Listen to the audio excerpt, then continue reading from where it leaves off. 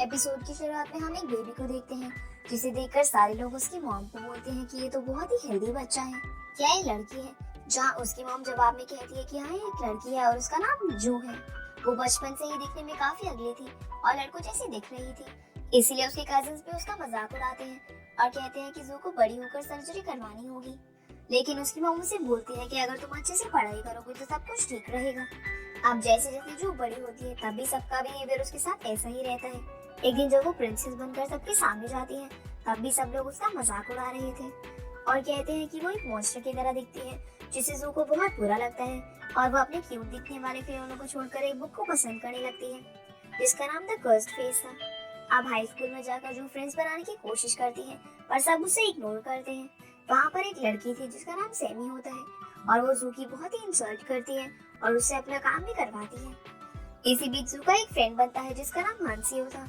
वो high school की canteen में काम करता था, जिससे जू को ऐसा लगता है कि शायद हांसियो उसे पसंद करता है। अगले सीन में हम जू को देखते हैं जो कि किचन में कुकीज बनाती है और उन्हें एक बॉक्स में पैक करती है। तब उसकी मम्मी उसे काफी डांटती है क्योंकि उसके ग्रेड्स वर्स्ट होते जा रहे थे और वो किचन में ज्यादा टाइम बिताने लगी थी। फिर वो हांसियो के लिए एक लेटर लिखती है और उसे कुकीज वाले बॉक्स में पैक कर देती है। अगले दिन जू हांसियो को प्रपोज करने के लिए रेडी थी। फिर वो स्कूल जाने के लिए अपनी बस में चढ़ती है जहाँ पर उसे कोई भी सीट नहीं देता। लेकिन जैसे ही सैमी अंदर आती है तो सब उसके लिए जगह बनाने लगते हैं। आप स्कूल में जो अपना गिफ्ट बॉक्स टेबल पर रखकर चली जाती है और पीछे से सैमी और उसके फ्रेंड्स मिलकर उस बॉक्स को खोल देते हैं, जिससे उनको पता चल जाता है कि जू हांसी को लाइक करती है और वो उसे आज प्रपोज करने वाली है। जिसके बाद जू वो बॉक्स हांसी को गिफ्ट करती है और उसे बताती है कि वो उसे लाइक करती है। लेकिन वहाँ पर हांसी का माइंड बदल जाता है और वो उसके गिफ्ट को फेंक देता है और उसकी इंसल्ट करता है। तभी वहाँ पर सैमी और उसके फ्रेंड आ जाते हैं और उन्होंने सब कुछ रिकॉर्ड कर लिया था, जिसे देखकर जो काफी अपसेट फील करती है और कहती है कि तुम सब मुझे इतना हेट क्यों करते हो, मैंने तुम्हारे साथ क्या बुरा किया है। जिस पर सैमी जवाब में कहती है कि तुम बहुत ही अगली हो, इसीलिए तुम्हें कोई भी पसंद नहीं करता। फिर जो वहाँ से रोते हुए चली जाती है और देखती है कि सैमी ने वो वीडियो इंटरनेट पर अपलोड कर दी है, इसीलिए जो को काफी बुरा लग रहा था और इतना सब सहने के बाद वो सुसाइड करने टेरेस पर जाती है, जहाँ पर उसे एक एक्टर का पोस्टर दिखता है जिसने सुसाइड कर लिया था और लोग उसे काफी सारे विशेष दे रहे थे, जिसे देखकर वो अपना माइंड चेंज कर लेती है और पीछे ही हटने ही वाली थी। लेकिन तभी एक लड़का वहाँ पर आकर उसे बचा लेता है। इस लड़के का नाम लीसू था और इसे लग रहा था कि जो सुसाइड करने वाली है, लेकिन उसे नहीं पता था कि उसने अपना माइंड चेंज कर लिया था। लेकिन इस सब के बीच जो कि क्लासेस गिर रहे थे, इसीलिए वो लीसू का फेस क्लियरली नहीं देख पाती। अब लीसू से कहता है कि तुम्हें प्रॉब्लम्स का सामना करना चाहिए, ना कि इस तरह सुसाइड करना चाहिए। फिर जब वो सीढ़ियों से नीचे आ रही थी तब वो गिर जाती है क्योंकि उसने चश्मा नहीं पहना हुआ था, इसीलिए लीसू उसे अपनी पीठ पर बैठाकर नीचे लाता है। अगले सीन में हम देखते हैं कि जैसे ही जो घर पहुंचती है तो उसकी मॉम काफी रो रही थी, जिस पर जो को लगता है कि उसकी मॉम उसके लिए रो रही है, लेकिन वहाँ पर कुछ और ही बात चल रही थी। इसके बाद जो अपने रूम में बैठकर सोच रही थी कि वो स्कूल कैसे जाएगी और उसे स्कूल छोड़ देना चाहिए, तभी उसकी मॉम और बहन बातें कर रही थी कि उन्हें डैड के लिए हुए कर्जे को घर बेचकर चुकाना होगा। वहीं जो के फ्रेंड्स उसे कई सारे मेकअप ट्यूटोरियल्स भेजते हैं और अगले दिन जब जो स्कूल जाती है तो लोग उस पर काफी हंस रहे थे क्योंकि उसने बहुत ही फनी मेकअप किया हुआ था। फिर जब स्कूल के बाद वो घर आती है तो उसका फेस देखकर उसकी मॉम भी डर जाती है और उसे कहती है कि तुमने अपना क्या हाल बनाया हुआ है। फिर वो उसे बताती है कि हम लोग अपने ये घर बेचकर पुराने घर जा रहे हैं और तुम्हें भी दूसरे स्कूल में ट्रांसफर करा देंगे। ये सुनकर जो बहुत ही खुश हो जाती है क्योंकि अब उसे बुली करने वाला कोई भी नहीं होगा। इसके बाद वो अपने रूम में बैठकर बहुत सारे मेकअप ट्यूटोरियल्स देखती है और अगले दिन वो बहुत सारे मेकअप प्रोडक्ट खरीदने जाती है। फिर वो पूरी रात बैठकर खुद के ऊपर मेकअप ट्राई करती रहती है जब तक कि वो एकदम परफेक्ट नहीं हो जाता। और हम देखते हैं कि जो और उसकी फैमिली जिस शहर में जा रहे थे, लीसू भी वहीं पर रहता है।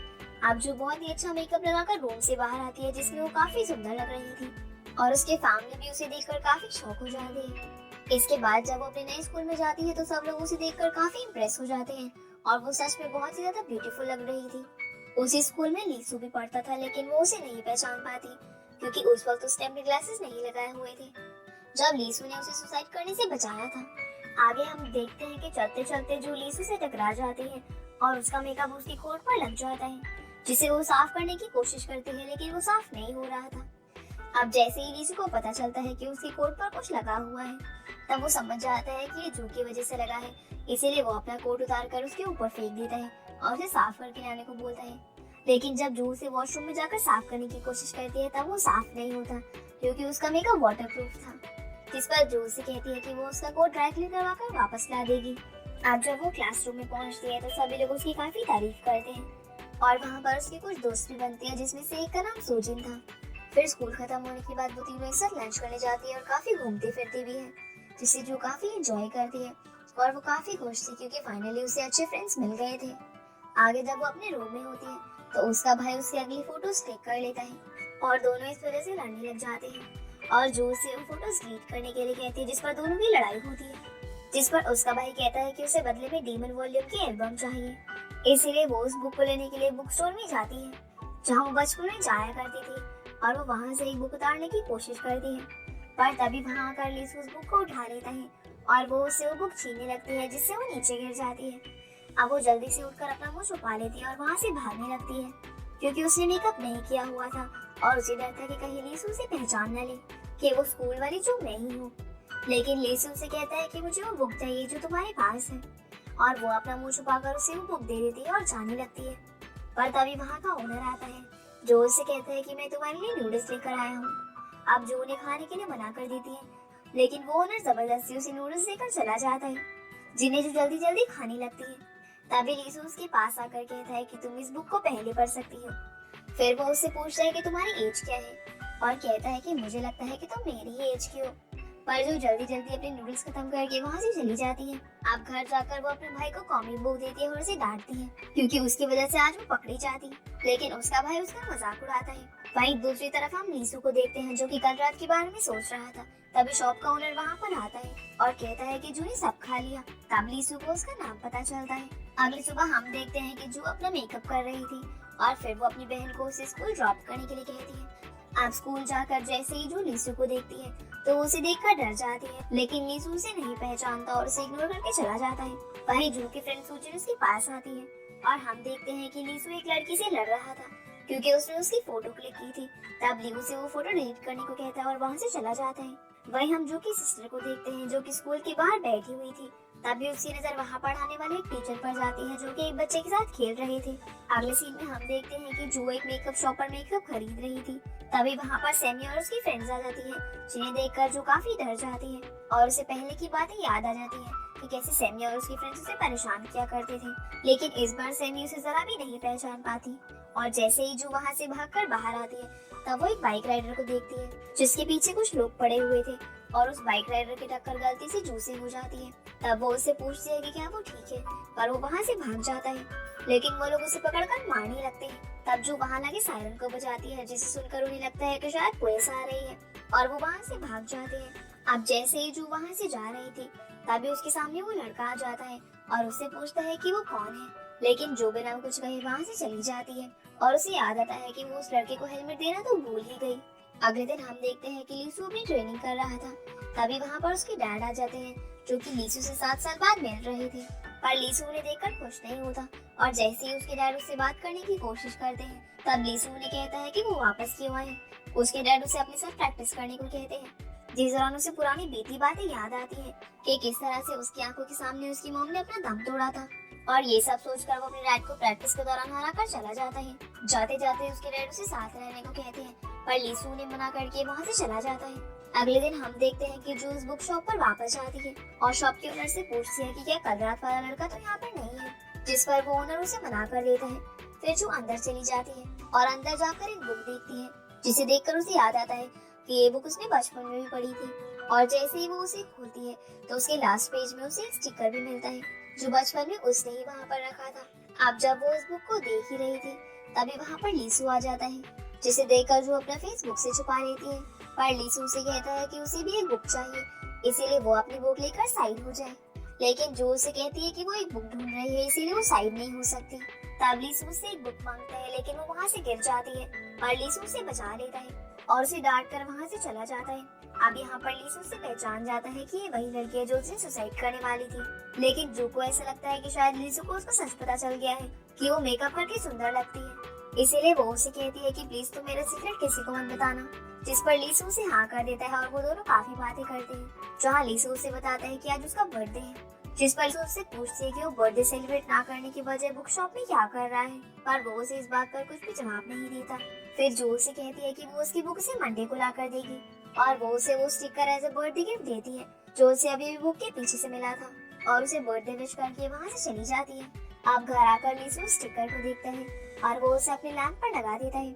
अगले दिन हम जो को देखते हैं कि लेट होने की वजह से उसकी स्कूल बस छूट जाती है, पर एक लड़का उसके लिए वो बस रुकवा देता है और सभी लोग उसे देखकर काफी हैरान होते हैं। इसीलिए वो अपने आप को इतना सुंदर देखकर काफी खुश थी, पर वो बस में ही सो जाती है। तभी एक लड़का उसके पास बैठकर उसकी पिक क्लिक करने लगता है। तब वहाँ खड़ी उसकी एक फ्रेंड उसे ऐसा करते हुए देख लेती है और वो लड़का उस बस से उतरकर भागने लगता है, लेकिन उसकी फ्रेंड उसका पीछा करती है और उसे पकड़ लेती है। फिर वो उसे पुलिस के हवाले कर देती है। अब जो अपनी फ्रेंड्स के साथ स्कूल जाती है जहाँ पर वो लीसू को देखती है और वहाँ वो उस बाइक राइडर को भी देखती है जिसे देखकर वो शॉक रह जाती है और हमें पता चलता है कि इस बंदे का नाम सियोजुन है जो कि लीसू और जो कि स्कूल में ही पढ़ता है। अब हम देखते हैं कि जब जो अपना खाना खा रही थी तब उसे सभी लोग देख रहे थे। जो अपना खाना खाने के बाद लीसू के पास जाती है और उसे उसका फेवरेट स्नैक देती है और कहती है कि मुझे तुम्हारी पसंद पता है और उसे कहती है कि मुझे छत पर आके मिलो।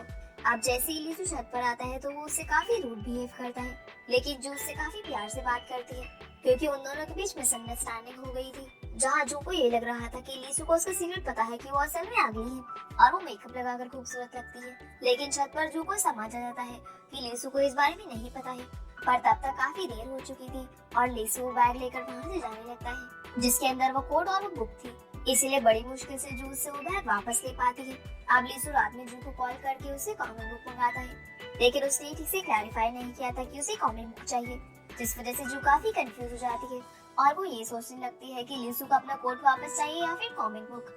इसीलिए वो अपने आधे फेस पर मेकअप लगाकर और हेलमेट पहनकर लीसू से मिलने जाती है, जहाँ लीसू उसके लिए ड्रिंक मंगवाता है, लेकिन वो हेलमेट के अंदर से ही ड्रिंक पीती है। पर जैसे ही लीसू उससे बुक मांगता है तब वो समझ जाती है कि उसने उससे बुक मंगवाई है, यानी कि वो उसे अगली गर्ल समझ के बुला रहा था। इसलिए वो भागकर वॉशरूम में जाती है और अपना फेस वॉश कर वापस आती है।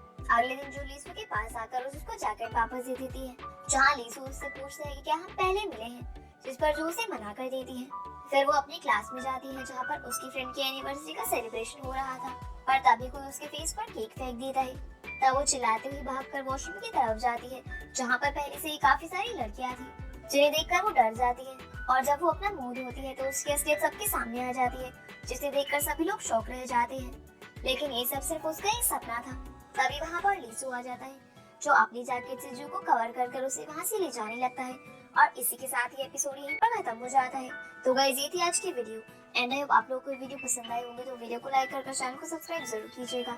तो आपसे फिर मिलते हैं अगले एपिसोड में, तब तक के लिए गुड बाय।